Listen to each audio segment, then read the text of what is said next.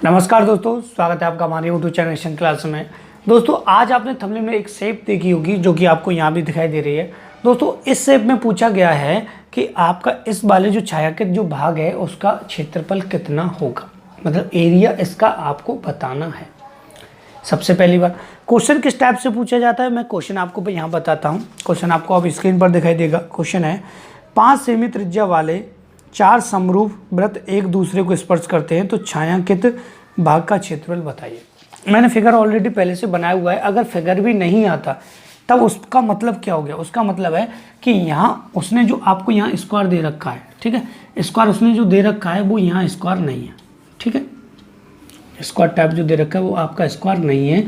केवल उसने इतना कहा है कि 5 सेमी की त्रिज्या वाले 4 वृत्त एक दूसरे को स्पर्श करते हैं तो उनके मध्य में जो बनेगा उसका क्षेत्रफल आप बताना है।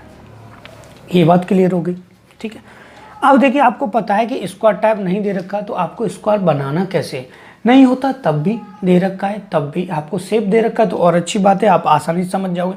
शेप नहीं दे रखा है, ओनली क्वेश्चन दे रखा है, तब भी आपको समझना दोस्तों होगा।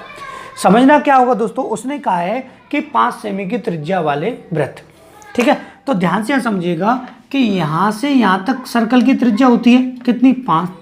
तो इधर भी दोस्तों कितनी होगी, 5, ठीक है। ये सर्कल ये सर्कल ये सर्कल और ये सर्कल, चारों सर्कल क्या है दोस्तों आपके सेम है, तो चारों की त्रिज्या कितनी होगी, 5 होगी। तो यहाँ से दोस्तों अगर इसको देखें, जब ये 5 है तो यहाँ से ये भी 5 होगा आपका, ये 5 है तो आपका यहाँ से ये भी 5 होगा। इस सर्कल में देखें तो रेडियस इसका भी 5 है तो यहाँ से ये भी 5 होगा, यहाँ तक ये भी क्या होगा, 5 होगा, ठीक है। यहाँ तक ये भी आपका 5 होगा और यहाँ तक दोस्तों ये भी आपका 5 होगा, ठीक है। ये बात दोस्तों क्लियर होती है, ठीक है। अब थोड़ा सा ध्यान से हम समझ लेते हैं कि आपको ये एक बात तो यहाँ क्लियर हो गई होगी कि अगर हम थोड़ा सा इसको देखें कि सर्कल तो हमारे 4 हैं लेकिन उनके बीच में आपका क्या बनना है, स्क्वायर बनना है। स्क्वायर कैसे बनना है वो कैसे पहचानेंगे भाई, 5 और 5 10, 5 और 5 10, 5 और 5 10, 5 और 5 10, मतलब चारों साइड से जिसकी भुजाएं 10 10 हैं।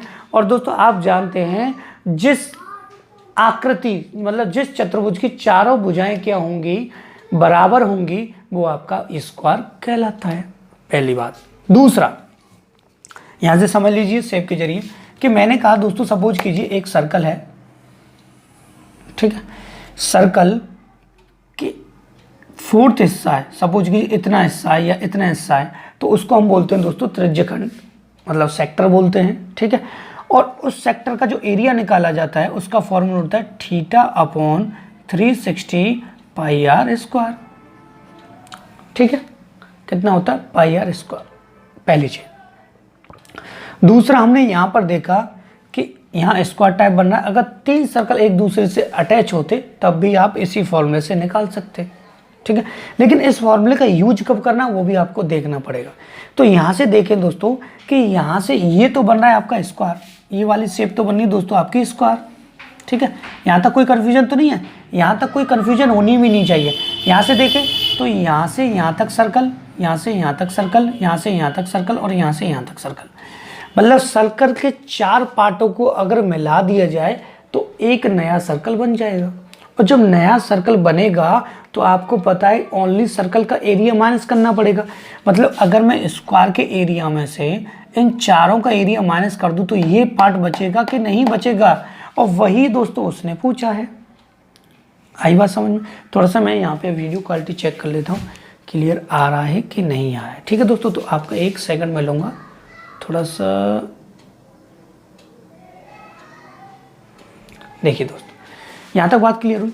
अगर दोस्तों अगर मैं इस शेप को ऐसे बना देता स्क्वायर को और उसके अंदर इस टाइप से सर्कल डाल देता तो उसका भी आंसर इतना ही आता। क्यों आता भाई, कि ये चारों हिस्से मिलाकर एक सर्कल आपका बन जाएगा और यहाँ पर एक सर्कल दे रखा है, तो आपका आंसर सेम इसलिए आएगा क्योंकि अगर रेडियस दोनों का सेम होता सर्कल का तो आंसर भी क्या होता, सेम होता, ठीक है।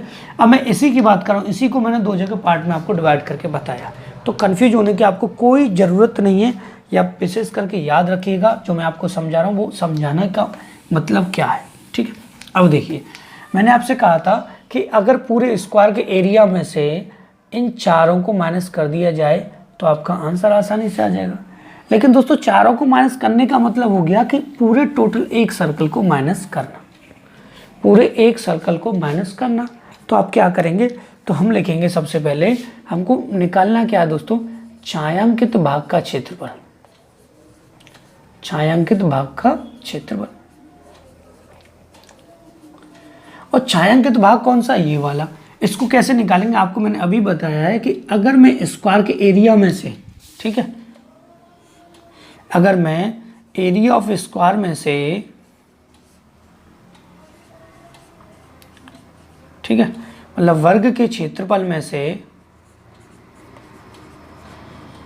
ठीक है, एरिया किसका माइनस कर दूं, एक सर्कल का, टोटल सर्कल लिखूंगा मैं यहाँ पे। लेकिन थोड़ा सा मैं आपको डीपली समझा दूं, अगर मैं सेक्टर का एक का एरिया माइनस करता तो सेक्टर का एरिया, अगर एरिया ऑफ सेक्टर, अगर मैं लगता एरिया ऑफ सेक्टर, समझ लीजिए प्रॉपर तरीके से, आप बच्चों को भी समझा पाएंगे, ठीक है। Area of sector, area of sector कितना हो गया दोस्तों, कितने सेक्टर हैं आपके, 1 2 3 4, 4 है तो कितने 4, ये बात क्लियर हुई। तो दोस्तों आपको पता है एरिया ऑफ सेक्टर होता है theta upon 360 pi r square into कितने दोस्तों 4, ठीक है। पहले इसको समझ लीजिएगा, ठीक है।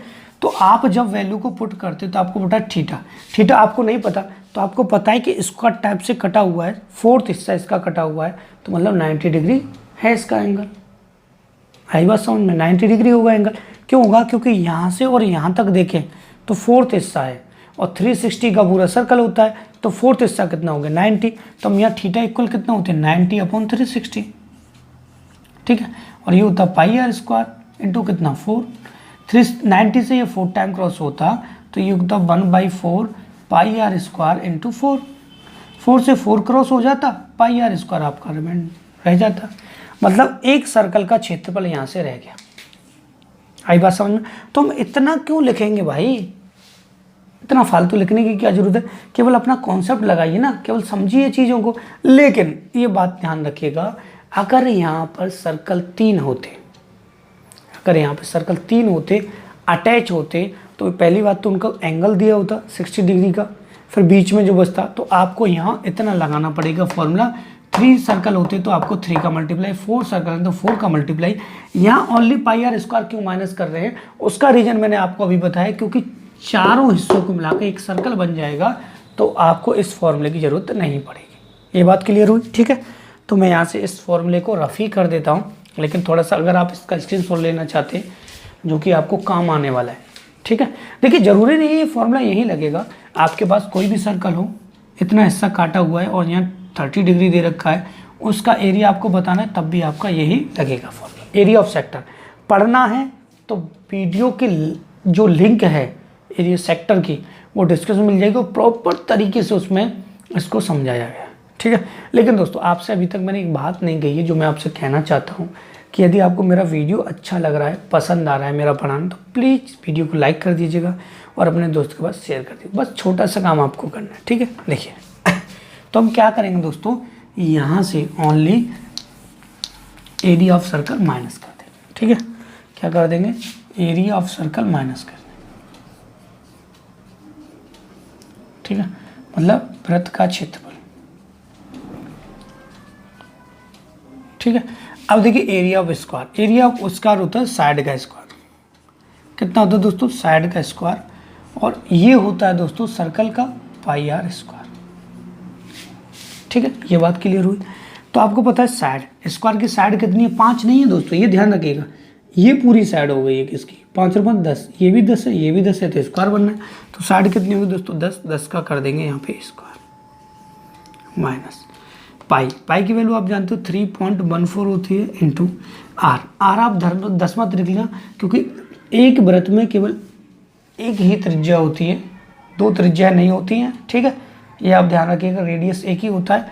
अगर सर्कल ऐसे है, यहाँ पे भी 5 होगा तो यहाँ यूँ भी 5 होगा, यूँ भी 5 होगा, यूँ भी 5 होगा, सब 5 होंगे, ठीक है।